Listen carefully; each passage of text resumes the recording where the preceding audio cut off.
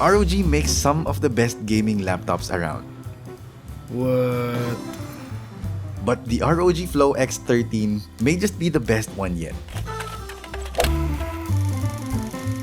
So far, this is one of the highest spec laptops I've personally experienced.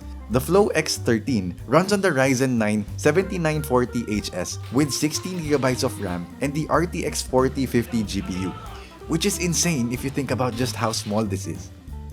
This is a 13-inch laptop and this can be used in 3 different modes.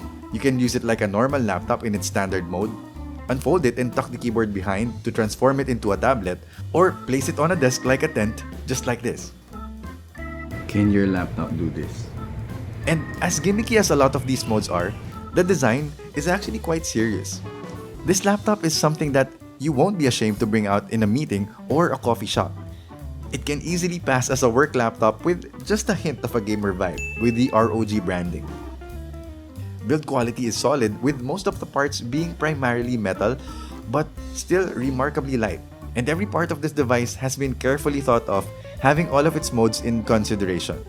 Like the power button, which is placed on the side so you can access it in all settings in different orientations, and the vents are also on the side so it won't be blocked by the screen when in tablet mode. And there's also a tiny notch around the hinge which acts as feet for when you invert this so the screen wouldn't touch the surface when you're drawing or using the pen. Oh, and before I forget, the package that I have comes with a stylus pen, a gaming mouse, and an ROG sleeve, which makes this device an even better deal. The size of the screen might take some getting used to for some people. Well, assuming that most gamers prefer bigger screens, do let me know below if you agree. Though, if you're used to a 13-inch MacBook, you'll be right at home with this size. What's different though is that this display just shows more details now. ROG calls this the Nebula display and it's amazing. It's very rich in detail and the dynamic range is exceptional. It really holds onto the shadow details so it gradually shifts before turning everything into darkness. Like, I played Shadow of the Tomb Raider before, but after messing around with it again here, I'm quite sure I've been seeing a lot more things that I haven't seen before. And just the same, when color grading, this screen is very helpful, allowing me to see things clearly, so videographers will be very pleased with this machine. Obviously, it's also a touchscreen being a tablet, but what's really nice, when you get fingerprints on that screen, it's very easy to wipe off. This is Gorilla Glass, much like our smartphones, so durability is also there. For a 13-inch device, the keyboard on this is surprisingly satisfying to use. It doesn't feel cramped at all. It's decently spaced, and it has enough key resistance to make typing enjoyable and gaming more engaging. I would have preferred stronger palm rejection for the trackpad though, because I don't have very big hands, but I often find my hands landing on the trackpad while typing, which often leads to it clicking elsewhere. But to ROG's credit, this trackpad is huge, and it tracks great, feels great, so I have no complaints here. Now, with the specs that this is packing, I don't think any of us would be doubting the performance we can squeeze out of this.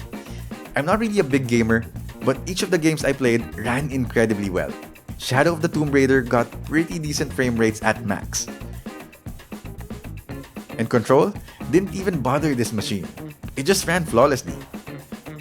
So titles like Call of Duty Warzone or Valorant, these won't be an issue. It even managed to render a 5-minute 4K video on Premiere Pro in just over 1 minute. So if that doesn't tell you what performance you would get, I don't know what else would. But if in case you still find yourself wanting more graphics horsepower, ROG also sells an eGPU you can plug in to turn this into an even more of a beast than it already is. Despite being extremely slim, I've never had issues with cooling performance on this thing, and I've been beating this laptop with a lot of rendering. And yes, it does get pretty loud as it was doing that, but when playing games, I was never bothered by it. What bothered me though was the heat that the fans on the side would push out. It felt a bit uncomfortable when my hands was on a mouse, but I also do understand that there's really nothing that ROG could do to fix this, since where else can they place the vents for the fan? Thankfully, a nice solution for this though is if you're about to get in a long gaming session, putting the laptop on tent mode and just using an external keyboard and mouse solves this. and it would be great for both your comfort and the laptop's cooling performance. According to ROG, this can lower CPU temps of up to 7 degrees. Now, moving to its battery life, that probably is my biggest dream to come on a laptop this powerful. And it's still not too impressive on this one. On normal use like browsing the web, typing, and just watching YouTube videos, this lasted me about 3.5 hours. It's a bit underwhelming but manageable if you're not planning on staying away from a plug for too long. And from my research, this is already better than the previous generation of the Flow X13. Fortunately, this 130-watt power brick it comes with is tiny, so I'd probably just bring that along when I go out. As much as I love this laptop, this still isn't going to be perfect for everyone. Of course, if you prefer a bigger size, this is not going to be the best choice. But with everything else, I am a big fan of this because I think I am the perfect target for this product.